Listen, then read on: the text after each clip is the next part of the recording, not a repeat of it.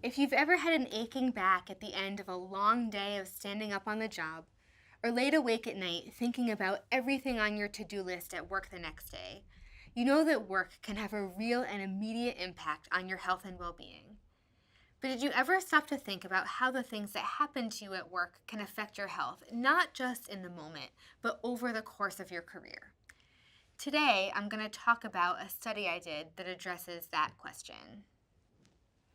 But before we talk about this study, we need to talk about why it matters at all. The biggest reason is social justice. The UN has established sustainable development goals, including the goal that recognizes that those who work to support themselves and their families have the fundamental right to expect that they will return home safe and healthy. The second reason is that forces shaping social inequalities in health are all around us. The air that we breathe, the water we drink, discrimination and poverty and income inequality. These forces are huge, and they're nearly impossible for a single researcher to change in a meaningful way. But work is different because it's a contained environment and it can be regulated. This makes it a powerful force for social change. The study I'll be sharing today is one of a series that I did, looking at earlier life determinants of cognitive problems in later life. Cognitive problems at older ages are important to study for many reasons. First, they're socially patterned, so addressing them is an issue of social justice. Second, they're devastating for quality of life, both for the sufferer and for their loved ones. And finally, once you develop cognitive problems like Alzheimer's disease or other dementias, there is virtually no effective treatment and no cure. So the only real thing you can do is to prevent these conditions from developing in the first place. I focused on the workplace because most working people spend 8 hours a day, 5 days a week at work, and certain workplace exposures are already known to impact cognitive health. So changing someone's work environment could potentially have a big impact on both their short-term and their long-term risks of cognitive problems.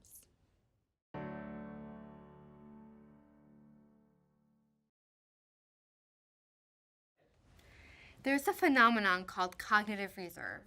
It's essentially the amount of damage that the brain can sustain before cognitive problems manifest clinically. It's thought that learning new things and really exercising your brain can build that reserve. Think of your brain like a map of a city like Boston.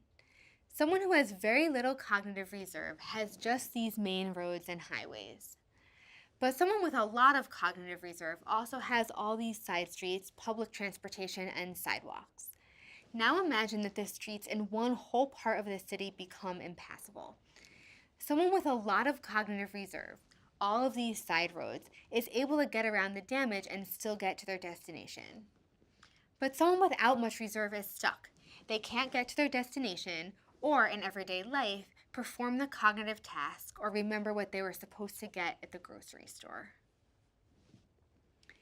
If you saw the movie Still Alice or read the book, you were witnessing cognitive reserve in action.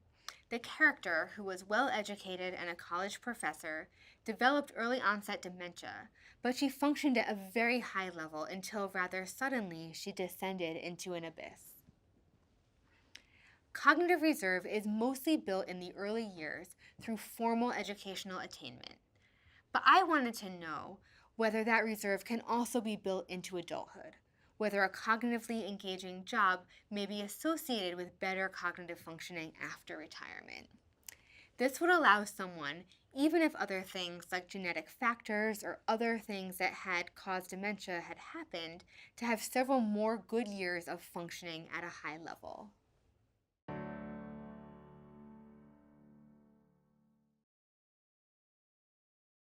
In this study, I started with the idea of cognitive reserve and used it to look at whether certain aspects of the psychosocial work environment were associated with cognitive problems in later life.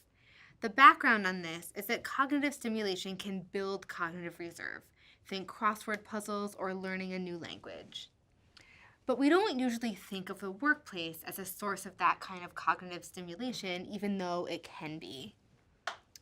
We wanted to know whether a stimulating job might be protective, And just as interesting as the inverse is long-term exposure to a really boring job associated with more cognitive problems in later life. And altogether, we wanted to know, are these pieces of the psychosocial work environment associated with cognitive health after people retire and aren't being exposed to them on a daily basis anymore? This study uses data from a cohort of about 20,000 French utility workers who all worked for the national gas and electricity company Électricité de France Gaz de France for almost their entire adult lives and now are nearly all retired. Before workers retired, we asked them the extent to which they agreed with a series of statements about their daily work lives in two main areas: psychological demands and decision latitude. Psychological demands were measured by statements like, "I receive contradictory orders from supervisors." Decision latitude was measured by statements like, "In my work, I learn new things." We then divided workers into 4 quadrants. The 2 that we were the most interested in were those with low demands and low control, or what we call passive or boring jobs, and high demands and low control, or what we call high strain or very stressful jobs. It's important to note that the latter aren't jobs like a lawyer or a doctor, which are high stress but where you have a lot of control over your time. They're jobs like working on an assembly line or being a waitress that are very stressful, but where you don't have much say, if any, over what you do or how or when. We also had participants undergo a battery of cognitive tests. For example, they had to name as many animals as they could in 1 minute or recall a list of words. This tested skills in different areas that could help us determine how work tasks might impact cognitive function. In this study, we found that the workers who had the most boring jobs during their working life had difficulties with some global cognitive tasks and also skills like coming up with words compared with workers who had high control over their time but low psychological demands. We also found that workers who had stressful but low control jobs had difficulty with the word generation tasks also. We found that those high psychological demands, like needing to concentrate intensely, were in some cases protective against poor cognitive function at older ages.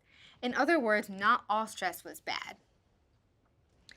We think that what's going on here is that workers are building cognitive reserve when they have jobs that require these skills. So the goal is not to eliminate stress altogether, but it's to be able to craft jobs in such a way that they maximize the amount of good cognitive work while minimizing that toxic stress.